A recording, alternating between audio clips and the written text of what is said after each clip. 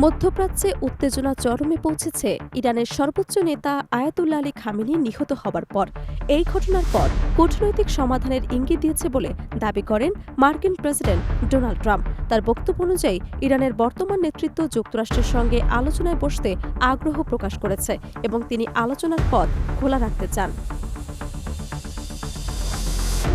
তবে ট্রাম্পের এই দাবি সরাসরি প্রত্যাখ্যান করেছে তেহরান। ইরানের জাতীয় নিরাপত্তা পরিষদের সচিব আলী লারিজানি সামাজিক যোগাযোগ মাধ্যমে এক বার্তায় স্পষ্ট করে বলেন, ইরান যুক্তরাষ্ট্রের সঙ্গে কোনো প্রকার আলোচনায় বসবে না। তিনি অভিযোগ করেন, ট্রাম্পের বহুল আলোচিত আমেরিকা ফার্স্ট নীতি এখন বাস্তবে ইসরায়েল ফার্স্টে পরিণত হয়েছে। লারিজানির ভাষায়, ইসরায়েলের স্বার্থ রক্ষার জন্যই যুক্তরাষ্ট্র মধ্যপ্রাচ্যে উত্তেজনা বাড়াচ্ছে।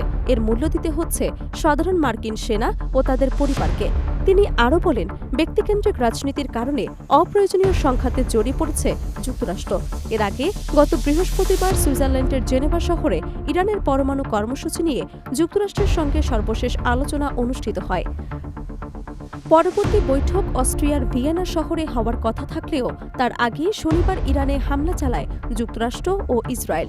ওই হামলায় খামেনি সহ ইরানের কয়েকজন শীর্ষ কর্মকর্তা নিহত হন বলে দাবি করা হয়েছে, যার পর থেকে দুই দেশের মধ্যে উত্তেজনা নতুন করে তীব্র হয়ে উঠেছে।